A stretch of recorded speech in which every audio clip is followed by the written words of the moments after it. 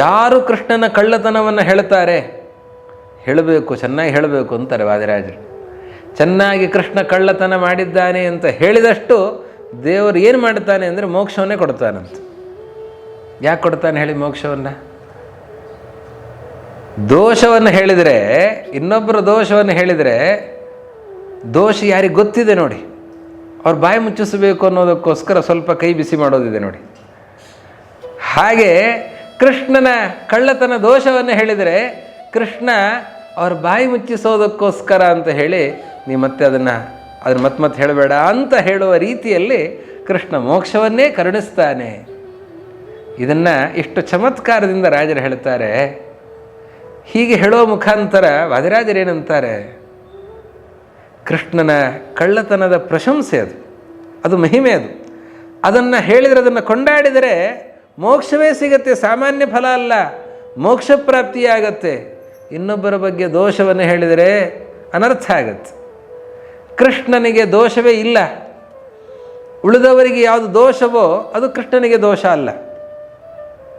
ಬಹುಭುಕ್ತಂ ಯಥಾ ದೋಷಃ ಅಂತ ಶ್ರೀಮದ್ ಆಚಾರ್ಯರು ಅನುವ್ಯಾಖ್ಯಾನ ಗ್ರಂಥದಲ್ಲಿ ಹೇಳ್ತಾರೆ.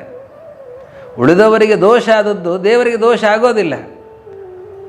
ಏನು ಊಟ ಮಾಡ್ತಾನವನು, ಏನು ಮೈಯಲ್ಲಿ ಹೊಕ್ಕವರಂತೆ ಊಟ ಮಾಡ್ತಾನೆ, ರಾಕ್ಷಸನ ಹಾಗೆ ತಿಂತಾನೆ, ಅದು ಇನ್ನೊಬ್ಬರಿಗೆ ದೋಷ ಅದು.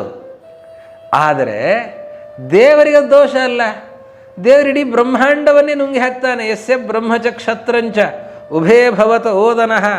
ಇಡೀ ಪ್ರಪಂಚ ಅದರಲ್ಲಿರುವಂತಹ ಎಲ್ಲರನ್ನೂ ನುಂಗಿ ಹಾಕ್ತಾನೆ. ಅವನಿಗೆ ಅದು ದೋಷ ಅಂತ ಆಗೋದಿಲ್ಲ, ಅದು ಪ್ರಶಂಸೆ ಅಂತ ಆಗುತ್ತೆ. ಪರಮಾತ್ಮನಿಗೆ ಅದು ಗುಣವೇ ಹೊರತು ಅದು ದೋಷ ಆಗೋದಿಲ್ಲ. ಹಾಗೆ ಕಳ್ಳತನ ಅನ್ನೋದು ಉಳಿದವರಲ್ಲಿ ದೋಷ. ಪರಮಾತ್ಮನಿಗೆ ಕಳ್ಳತನವೇ ಅಲ್ಲ ಅದು. ಯಾಕೆ? ಎಲ್ಲವೂ ಕೂಡ ಈಶಾವಾಸ್ಯಮಿದಂ, ಇದೆಲ್ಲವೂ ಪರಮಾತ್ಮನದ್ದೇ. ಆದ್ದರಿಂದ ಅವನು ಏನು ಸ್ವೀಕರಿಸಿದರೂ ತನ್ನದ್ದನ್ನೇ ಸ್ವೀಕರಿಸ್ತಾನೆ.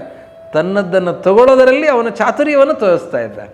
ಹೀಗಾಗಿ ಅವನು ಕಳ್ಳ ಅಂತ ಹೇಳಿದರೆ ಅದು ಹೊಗಳಿಕೆಯ ಹೊರತಾಗಿ ತೆಗಳಿಕೆ ಆಗೋದೇ ಇಲ್ಲ. ಹಾಗೆ ಪರಮಾತ್ಮನನ್ನು ಹೇಳಿ ಅವನ ಅನುಗ್ರಹಕ್ಕೆ ಪಾತ್ರರಾಗಬೇಕು ಅನ್ನೋದನ್ನು ರಾಜರು ಈ ರೀತಿಯಲ್ಲಿ ತಿಳಿಸ್ತಾ ಇದ್ದಾರೆ. ಫಲೇನ ವಾಗ್ಬಂಧ ಮಿತಿ ಪ್ರತರ್ಕೆ ಸ್ವಭಕ್ತ ಪುಂಜಾರ್ಜಿತ ಪಾಪವೃಂದಂ ದಿವಾನಿಶಂ ಯೋ ಹರತಿ ಸ್ಮ ಬಾಲಃ ಗೃಹೇ ಗೃಹೇ ದುಗ್ಧಮಸಾವಮುಷ್ಣಾತ್ ತಥಾ ಹಿ ಕಸ್ತ್ಯಕ್ಷ್ಯತಿ ಸಿದ್ಧ ವಿದ್ಯಾಂ. ಒಬ್ಬನಿದ್ದಂತೆ,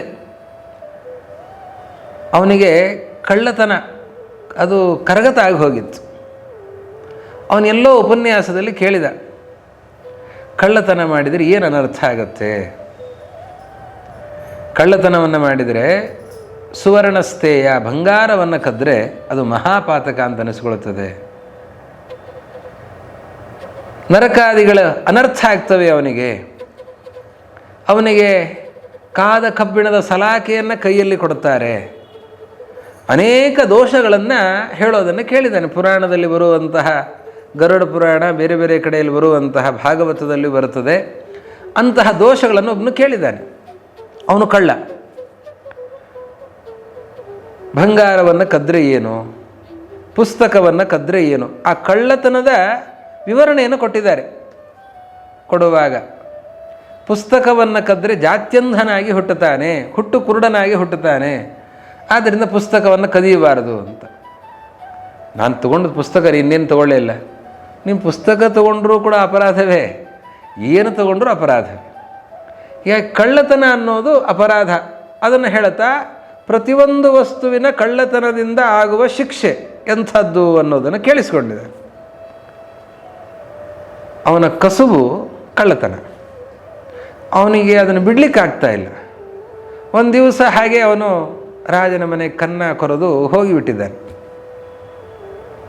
ಅಲ್ಲಿ ನೋಡಿದ್ನಂತ, ಅಲ್ಲಿ ಸೂಕ್ಷ್ಮವಾಗಿ ಗಮನಿಸಿದಾಗ ಅಲ್ಲಿ ಬಂಗಾರ ಕಾಣಿಸ್ತು, ಅದನ್ನು ಕದಿಬೇಕು ಅಂತ ಅನ್ನಿಸ್ತು. ಕೂಡಲೇ ಬಂಗಾರವನ್ನು ಕದ್ದರೆ ಏನು ಶಿಕ್ಷೆ ಅಂತನ್ನೋದು ತಲೆಗೆ ಬಂತು. ಬೆಳ್ಳಿಯನ್ನು ಕದ್ದರೆ ಏನು ಶಿಕ್ಷೆ, ಆಮೇಲೆ ವಸ್ತ್ರವನ್ನು ಕದ್ದರೆ ಏನು ಶಿಕ್ಷೆ, ಪುಸ್ತಕವನ್ನು ಕದ್ದರೆ ಏನು ಶಿಕ್ಷೆ, ಅದೆಲ್ಲ ತಲೆಗೆ ಬಂತು. ಇದನ್ನು ಕದಿಯಬಾರ್ದು, ಅದನ್ನು ಕದಿಯಬಾರ್ದು, ಅದನ್ನು ಕದಿಯಬಾರ್ದು. ಬಂದುಬಿಟ್ಟಿದ್ದಾನ ಅವನು ಏನು ಮಾಡಿದ ಅಂತಂದರೆ ಕೊನೆಗೆ ಅಲ್ಲಿ ಹೊಟ್ಟು ಕಾಣಿಸ್ತಂತೆ. ಈ ಹೊಟ್ಟು ಕದ್ದರೆ ಏನು ಶಿಕ್ಷೆ ಅಂತನ್ನೋದನ್ನು ಮಾತ್ರ ಪುರಾಣದಲ್ಲಿ ಹೇಳಿದ್ದನ್ನು ಕೇಳಲಿಲ್ಲ. ಹಾಗಾದ್ರೆ ಇದನ್ನು ತಗೊಂಡು ಹೋಗೋಣ ಅಂತ ಹೊಟ್ಟನ್ನು ಕದ್ಕೊಂಡು ಹೋದ ಅಂತ. ಹಾಗೆ ಕದಿದೇ ಇರಲಿಕ್ಕಾಗೋದಿಲ್ಲ ಕೆಲವರಿಗೆ. ಕೃಷ್ಣನ ಸ್ವಭಾವನೇ ಹಾಗೆ ಅಂತಾರೆ ರಾಜರು. ನೋಡಿ, ತಥಾ ಹಿ ಕಸ್ತ್ಯಕ್ಷ್ಯತಿ ಸಿದ್ಧ ವಿದ್ಯಾ, ಅವನಿಗೆ ಸಹಜವಾದಂತಹ ಸ್ವಭಾವ ಯಾವುದು? ಕಳ್ಳತನ. ನಾರಾಯಣೋ ನಾಮ ನರೋ ನರಾಣಂ ಪ್ರಸಿದ್ಧ ಚೋರ ಪ್ರಥಿತ ಪೃಥಿವ್ಯಾಂ ಅನೇಕ ಜನ್ಮಾರ್ಜಿತ ಪಾಪ ಸಂಚಯಂ ಹರತ್ಯಶೇಷಂ ಸ್ಮೃತ ಮಾತ್ರ ಏವ. ಎಂಥ ಕಳ್ಳರಿ ಅವನು! ದೇವರು ಕಳ್ಳನ? ಹೌದು, ಕಳ್ಳ ಅವನು. ಅದ್ಭುತನಾದಂತಹ ಕಳ್ಳ. ಎಂತಹ ಕಳ್ಳ ಅಂತಂದರೆ ಅವನ ಹೆಸರು ಹೇಳಿದರೆ ಸಾಕು ಓಡಿ ಬರುತ್ತಾನೆ. ಓಡಿ ಬಂದು ಕದೀತಾನೆ. ಏನು ಕದೀತಾನೆ? ಪಾಪಗಳನ್ನು ಕದೀತಾನೆ.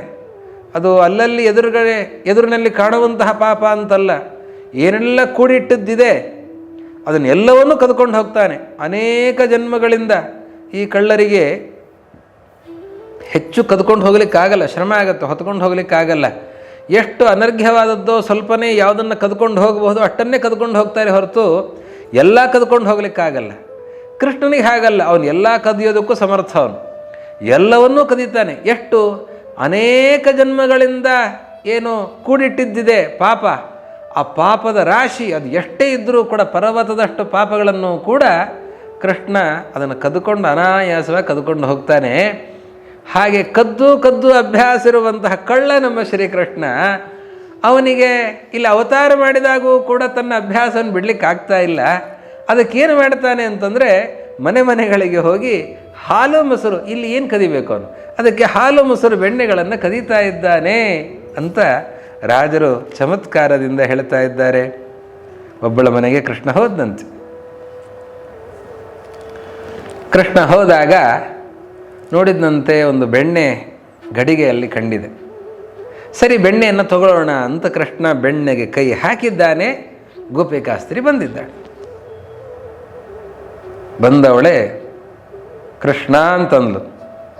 ಓ, ಸಿಕ್ಕಾಕ್ಕೊಂಡೆ ಅಂತಂದ ಕೃಷ್ಣ.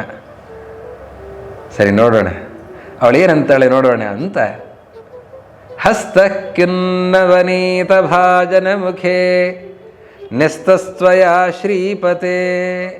ಹೇ ಕೃಷ್ಣ, ಯಾಕೋ ಬೆಣ್ಣೆ ಗಡಿಗೆ ಕೈ ಹಾಕಿದ್ದಿ ಅಂತ ಕೇಳಿದ್ಲಂತೆ. ತತ್ಕ್ಷಣದಲ್ಲಿ ಕೃಷ್ಣ ಉತ್ತರ ಕೊಟ್ಟಂತೆ. ಅಮ್ಮ ಗೋಪಿ, ಇದು ಬೆಣ್ಣೆ ನೋಡು, ಅದಕ್ಕೆ ಬೆಣ್ಣೆ ಆದರೆ ಏನಾಯಿತು ಅಂತ ಕೇಳಿದ್ಲಂತೆ. ಆ ಬೆಣ್ಣೆ ಬಹಳ ಮೃದು. ದೃಪ್ತ ಪ್ರಸ್ತರ ಸಂಹಿತಾತಿ ಕಠಿಣಾವಸ್ಥಾಂತರಾಯ ಗೃಹೇ ಯುಕ್ತಾನ ಸ್ಥಿತಿರಸ್ಯ ಕೋಮಲಹೃದಸ್ತನ್ವಿ ಚಿತ್ತೇ ಮಮ ಪ್ರೀತ್ಯಾ ಸ್ಥಾಪಯಿತುಂ ಮೃಗಾಕ್ಷಿ ಮೃದುನೀತ್ಯುಕ್ತ್ವಾ ಹಸನ್ ಪಾತ್ವಸೋ. ಈ ಬೆಣ್ಣೆ ಇಲ್ಲಿರ್ಲಿಕ್ಕೆ ಸರಿಯಾದ್ದಲ್ಲ. ಯಾಕೆ ಸರಿಯಾದ್ದಲ್ಲ? ನಿನ್ನ ಎದೆ ಕಲ್ಲಿದೆ ನೋಡು, ಬಂದವರೆಲ್ಲ ತಿನ್ನೋದು ಬೇಡ ಅಂತ ಹೇಳ್ತೀಯಲ್ಲ, ಅದಕ್ಕೆ ನಿನ್ನ ಎದೆ ಅತ್ಯಂತ ಕಠಿಣ. ಆದ್ದರಿಂದ ಕಠಿಣವಾಗಿರುವಂತಹ ನಿನ್ನ ಹೃದಯದಲ್ಲಿ ಈ ಕೋಮಲವಾದ ಬೆಣ್ಣೆ ಇರಲಿಕ್ಕೆ ಯೋಗ್ಯ ಅಲ್ಲ. ಆದ್ದರಿಂದ ಕೋಮಲವಾದ ಬೆಣ್ಣೆ ಅದು ಎಲ್ಲಿರಬೇಕೋ ಅಲ್ಲೇ ಇರಬೇಕು. ಎಲ್ಲಿರಬೇಕದು? ಕೃಷ್ಣ ಅಂತಾನೆ, ಅದಕ್ಕೆ ನಾನು ಸರಿಯಾದಂತಹ ನ್ಯಾಯವನ್ನು ಒದಗಿಸ್ತಾ ಇದ್ದೇನೆ. ಕೋಮಲವಾದ ಬೆಣ್ಣೆ ಕೋಮಲವಾದ ನನ್ನ ಹೃದಯದಲ್ಲಿರಲಿಕ್ಕೆ ಯೋಗ್ಯವೇ ಹೊರತು ಕಠಿಣವಾದ ನಿನ್ನ ಹೃದಯದಲ್ಲಿರಲಿಕ್ಕೆ ಯೋಗ್ಯ ಅಲ್ಲ. ಅದಕ್ಕೆ ಬೆಣ್ಣೆಗೆ ಅನ್ಯಾಯ ಆಗ್ತಾ ಇದೆ ಅಂತನ್ನೋದಕ್ಕೆ ನಾನು ಬೆಣ್ಣೆ ಕೈ ಹಾಕಿದ್ದೇನೆ ಹೊರತು ಮತ್ತಿನೇನಲ್ಲ. ನನಗೇನು ಕದಿಬೇಕು ಅಂತೇನಿಲ್ಲ, ನನಗೇನು ಹಸುವೇನೂ ಆಗಿಲ್ಲ, ನನಗೇನು ತಿನ್ನಬೇಕು ಅಂತನೂ ಇಲ್ಲ ಅಂತಂದಂತೆ ಕೃಷ್ಣ. ಅದಕ್ಕೆ ಗೋಪಿಕಾಸ್ತ್ರೀ ಸುಮ್ಮನೆ ಆಗಬೇಕಲ್ಲ. ಅವಳಂತಾಳೆ, ಏನೋ ಕೃಷ್ಣ, ಯಾರೋ ಕೋಮಲ, ನೀನು ಕೋಮಲನ? ಕೋಮಲ ನಾನು, ನನ್ನ ಹೃದಯ ಕೋಮಲ. ಕೋಮಲವಾದ ಈ ಹೃದಯದಲ್ಲಿ ಕೋಮಲವಾದ ಬೆಣ್ಣೆ ಇರಬೇಕು ಅಂತಂತ ಇದ್ದಿ. ನೀನು ಪುಟ್ಟ ಬಾಲಕನಾಗಿದ್ದಾಗ ಯಸ್ಯ ಶ್ರೀಚರಣಾಂಬುಜೇನ ಶಕಟ ಸಂಚೂರ್ಣಿತಾಂಗೋಭವತ್ ತಸ್ಯಾಂಗೆ ಮೃದುತಾನ ಯುಕ್ತಿ ಸಹಿತೇತ್ಯುಕ್ತೆ ಮುದಾಯೋ ವದತ್. ಅವಳಂತಾಳೆ, ನೀನು ಕೋಮಲ ಅಂತ ನೀನು ಹೇಳ್ಕೊಳ್ತಾ ಇದ್ದಿ. ಆದರೆ ನೀನು ಇನ್ನೂ ಚಿಕ್ಕವನಾಗಿದ್ದಿ. ಈಗಲೇ ಚಿಕ್ಕವನು, ಇನ್ನೂ ಚಿಕ್ಕವನು. ಶಿಶುವಾಗಿದ್ದಿ, 3 ತಿಂಗಳ ಮಗುವಾಗಿದ್ದಿ. 3 ತಿಂಗಳ ಮಗುವಾಗಿದ್ದಾಗ ನಿಮ್ಮ ಅಮ್ಮ ಅಂಗಳದಲ್ಲಿ ಬಂಡೆಯ ಕೆಳಗೆ ಚಕಡಿಯ ಕೆಳಗೆ ಮಲಗಿಸಿದರೆ ನೀನು ಕಾಲಿನಿಂದ ಒದ್ದು ಆ ಬಂಡಿಯನ್ನೇ ಪುಡಿ ಪುಡಿ ಮಾಡಿ. ನಿನ್ನ ಕಾಲು ತಾಗಿದಾಗ ಬಂಡಿ ಪುಡಿಯಾಯಿತು ಅಂತಂದರೆ ಆವಾಗ ನಿನ್ನ ಯಾರು ಕೋಮಲ ಹೇಳು? ನೀನು ಕೋಮಲನ? ನೀನು ಇಷ್ಟು ಕಠೋರವಾದಂತಹ ಕಾಲು ನಿನ್ನದು. ಆ ಕಠೋರವಾದಂತಹ ಕಾಲಿನಿಂದ ನಿನ್ನ ಆ ಬಂಡಿಯನ್ನು ಒದ್ದಾಗ ಬಂಡಿಯೇ ಪುಡಿ ಪುಡಿಯಾಗಿ ಹೋಗಿದೆ. ಹಾಗಿರುವಾಗ ನೀನೆಲ್ಲಿ ಕೋಮಲ ಆಗ್ತಾ ಇದ್ದಿ ಅಂತ ಕೇಳಿದ್ಲಂತೆ. ಕೃಷ್ಣ ತತ್ಕ್ಷಣದಲ್ಲಿ ಉತ್ತರ ಕೊಟ್ಟನಂತೆ. ಇನ್ನೊಬ್ಬರು ಯಾರಾದರೂ ಆಗಿದ್ದರೆ ಏನು ಮಾತಾಡಲಿಕ್ಕೆ ಸಾಧ್ಯ ಇದೆ? ಅವನು ಕೃಷ್ಣ ಆದ್ದರಿಂದ ಅವನು ಎಲ್ಲರ ಹೃದಯವನ್ನು ಕದಿಯುವನಂಥವನು ಕೃಷ್ಣ. ಅವನು ತತ್ಕ್ಷಣದಲ್ಲೇ ಪ್ರತ್ಯುತ್ತರ ನೀಡ್ತಾ ಇದ್ದಾನೆ. ಹೌದಮ್ಮ, ನನ್ನ ಕಾಲು ಕಠೋರ, ನಾನು ಕಠೋರ ಅಲ್ಲ, ನನ್ನ ಕಾಲು ಮಾತ್ರ ಕಠೋರ. ಕಾಲು ಕಠೋರ ಆಗಿದ್ದು ಯಾಕೆ ಗೊತ್ತಾ? ಅದು ನಿನ್ನ ಸಂಪರ್ಕದಿಂದಲೇ. ನಾನು ಪುಟ್ಟ ಮಗುವಾದಾಗ ಮಗು ಎಷ್ಟು ಮುದ್ದಾಗಿದೆ ಅಂತ ನೀನು ಯಾವಾಗಲೂ ಬಂದು ನನ್ನ ಎತ್ತಿ ಮುದ್ದಾಡ್ತಾ ಇದ್ದಿ, ಆಟಾಡಿಸ್ತಾ ಇದ್ದಿ, ನಿನ್ನ ಎದೆ ಮೇಲೆ ಕುಣಿಸಿಕೊಂಡು ಆಟಾಡಿಸ್ತಾ ಇದ್ದಿ. ಆ ಕಠೋರವಾದಂತಹ ನಿನ್ನ ಎದೆ ತಾಗಿ ನನ್ನ ಕಾಲು ಕಠಿಣ ಆಯಿತೇ ಹೊರತಾಗಿ ನಾನು ಕಠಿಣ ಅಲ್ಲ, ನನ್ನ ಕಾಲೂ ವಾಸ್ತವವಾಗಿ ಕಠಿಣ ಅಲ್ಲ. ಕಾಲಿಗೂ ಕೂಡ ಸಂಪರ್ಕ ದೋಷವೇ ಹೊರತು ಅದು ವಾಸ್ತವ ಅಲ್ಲ, ಅದು ಪ್ರಭಾವ ಹೊರತು ಸ್ವಭಾವ ಅಲ್ಲ ಅಂತಂದಂತೆ ಕೃಷ್ಣ. ಬಾಲ್ಯೇ ಮಾಮಧಿರೋಪ್ಯ ವಕ್ಷಸಿ ಶಿಶುಂ ಸನ್ನರ್ತಯಂತ್ಯಾಸ್ತವ ಸ್ಥೂಲೋ ರೋಜ ಸಮಾಗಮೇನ ತದಿತಿ ಪ್ರೌಢಿಂ ಸದದ್ಯಾನ್ಮಮ. ಹೀಗೆ ಹೇಳಿ ಬಾಯಿ ಕಟ್ಟಿ ಹಾಕಿಬಿಟ್ನಂತೆ ಶ್ರೀಕೃಷ್ಣ. ಏನು ಮಾತಾಡ್ತಾಳೆ ಅದಕ್ಕೆ ಆ ಗೊಲ್ಲತಿ? ಏನೋ ಕೃಷ್ಣ ಹೀಗೆ ಮಾತಾಡ್ತಿ ಅಂತ ಹೇಳಬೇಕೇ ಹೊರತಾಗಿ ಅದಕ್ಕೆ ಇನ್ನೇನಾದರೂ ಉತ್ತರ ಕೊಡಲಿಕ್ಕೆ ಸಾಧ್ಯ ಇದೆಯಾ ಅವಳಿಗೆ?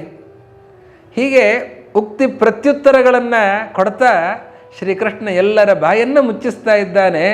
ಅಂತಹ ಬಾಯಿ ಕಟ್ಟುವಂತಹ ಶ್ರೀಕೃಷ್ಣ ನಮಗೊಂದು ಸ್ವಲ್ಪ ಒಳ್ಳೆಯ ಬುದ್ಧಿಯನ್ನು ಕೊಡಲಿ, ಒಂದು ಸ್ವಲ್ಪ ವಾಕ್ಪಾಠವನ್ನು ಕೊಡಲಿ ಅಂತ ರಾಜರು ಆ ಪ್ರಾರ್ಥನೆಯನ್ನು ಶ್ರೀಕೃಷ್ಣನಲ್ಲಿ ಮಾಡ್ತಾ ಇದ್ದಾರೆ. ಇನ್ನೊಬ್ಬಳ ಮನೆಗೆ ಶ್ರೀಕೃಷ್ಣ ಹೋಗ್ತಾನೆ. ಅವಳ ಮನೆಗೆ ಕೃಷ್ಣ ಹೋದಾಗ ಆ ಗೊಲ್ಲತಿ ಅಂತಾಳೆ, ಕೃಷ್ಣ ಸಿಕ್ಕಿಬಿಟ್ಟಿದ್ದಾನೆ. ಕೃಷ್ಣ ಯಾವಾಗಲೂ ಬರುವಂತಹ ಶ್ರೀಕೃಷ್ಣ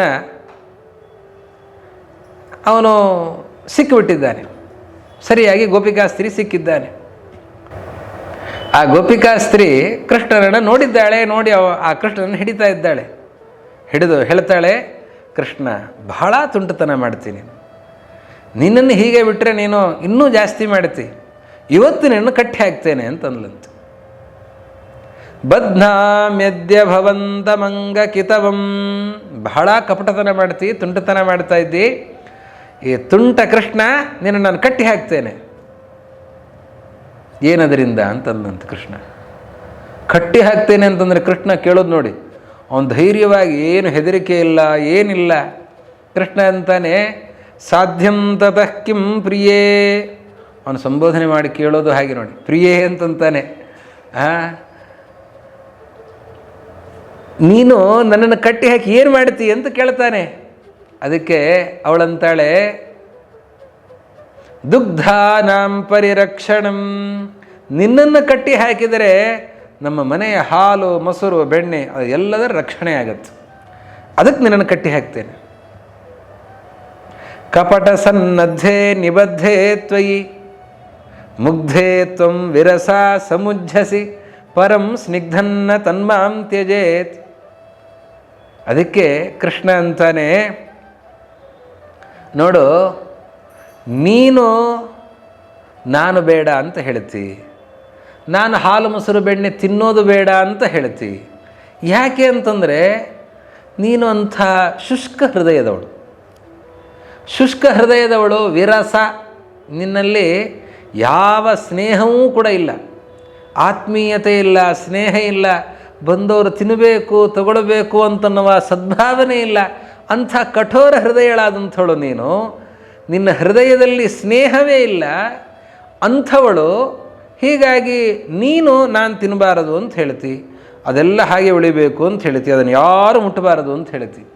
ಆದರೆ ಎಲ್ಲ ನಿನ್ನ ಹಾಗಿರೋದಿಲ್ಲ ನೋಡು.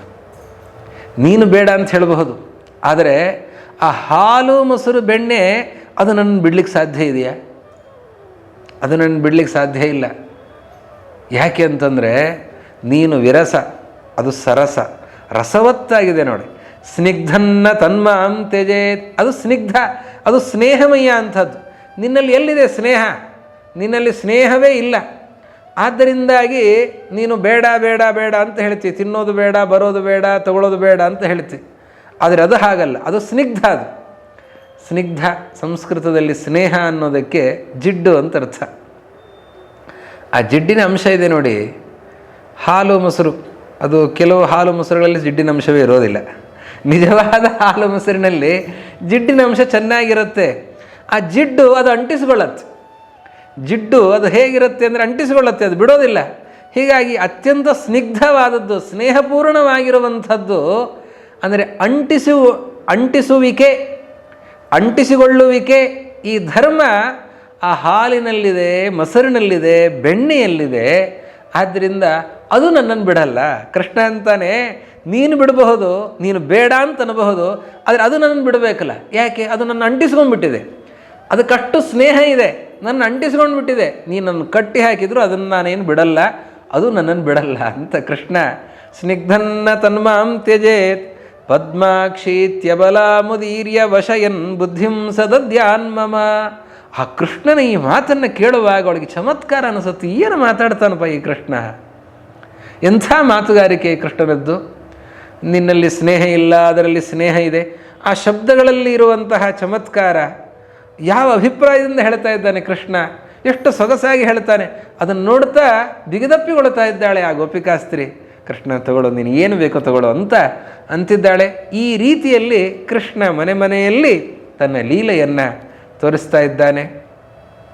ಬಗೆ ಬಗೆಯಲ್ಲಿ ಮನೆ ಮನೆಗಳಲ್ಲಿ ಈ ರೀತಿಯಲ್ಲಿ ಕೃಷ್ಣ ಲೀಲೆಯನ್ನು ತೋರಿಸ್ತಾನೆ. ತೋರಿಸಿದಾಗ ಅವರೆಲ್ಲ ಬಂದು ಯಶೋದೆಯ ಹತ್ರ ದೂರುಗಳನ್ನು ನೀಡ್ತಾ ಇದ್ದಾರೆ. ಕೃಷ್ಣನ ಮನೆಗೆ ಬರ್ತಾನೆ, ಕಳ್ಳತನವನ್ನು ಮಾಡುತ್ತಾನೆ. ಯಾಕೆ ಹೇಳ್ತಾರೆ, ಯಾಕೆ ಬರ್ತಾರೆ ಅಂತಂದರೆ ಅವರಿಗೆ ಯಶೋದೆಗೆ ಚಾಡಿ ಹೇಳಬೇಕು ಅಂತಲ್ಲ, ಈ ನೆಪದಿಂದ ಮತ್ತೊಮ್ಮೆ ಕೃಷ್ಣನ ನೋಡಬಹುದು ಅಂತ. ಮತ್ತು ಆ ಯಶೋದೆ ಮನೆಗೆ ಬಂದರೆ ಕೃಷ್ಣ ಕಾಣಿಸ್ತಾನೆ, ಕೃಷ್ಣನನ್ನು ನೋಡಬಹುದು, ಕೃಷ್ಣನ ಮುಂದೆ ಅವನ ಲೀಲೆಗಳನ್ನು ಹೇಳಿ ಆನಂದ ಪಡಬೇಕು ಅನ್ನೋದಕ್ಕಾಗಿ ಆ ಗೊಲ್ಲತಿಯರು ಬಂದು ಯಶೋದೆ ಹತ್ರ ದೂರನ್ನು ಹೇಳ್ತಾರೆ. ಬಹಳ ಸುಂದರವಾಗಿರುವಂತಹ ಆ ನಿಂದಾಸ್ತುತಿ, ಅದೆಲ್ಲವೂ ಯಾವುದು ನಿಂದನೆ ಅಲ್ಲ, ಅದೆಲ್ಲವೂ ಕೂಡ ಕೃಷ್ಣನ ಸ್ತೋತ್ರವೇ ಆಗಿದೆ. ಹಾಗೆ ಆ ಗೊಲ್ಲತಿಯರು ಆ ಕೃಷ್ಣನ ಲೀಲೆಗಳನ್ನು ಹೇಳಿ ಬೈದು ಹೊಗಳೋದಿದೆ ಅಲ್ವಾ. ಕೆಲವರು ಹೊಗಳಿ ಬೈತಾ ಇರ್ತಾರೆ. ಇವರು ಗೋಪಿಕಾಸ್ತ್ರೀಯರು ಹಾಗಲ್ಲ, ಇವರು ಬೈದು ಹೊಗಳ್ತಾ ಇದ್ದಾರೆ. ನಿಂದನೆಯನ್ನು ಮಾಡುವ ಮುಖಾಂತರ ಸ್ತೋತ್ರವನ್ನು ಮಾಡುತ್ತಾರೆ. ಇದನ್ನು ನಿಂದಾಸ್ತುತಿ ಅಂತ ಕರೀತಾರೆ. ಬಹಳ ಸುಂದರವಾಗಿರುವ ಆ ನಿಂದಾಸ್ತುತಿಯನ್ನು ಮುಂದಿನ ಸಂಚಿಕೆಯಲ್ಲಿ ಕಾಣೋಣ ಅಂತ ಹೇಳ್ತಾ ಇವತ್ತಿನ ಕಥಾಭಾಗವನ್ನು ಶ್ರೀ ಗುರು ಮಧ್ವೇಶ ಅರ್ಪಣಮಸ್ತು. ಹರೇ ನಮಃ.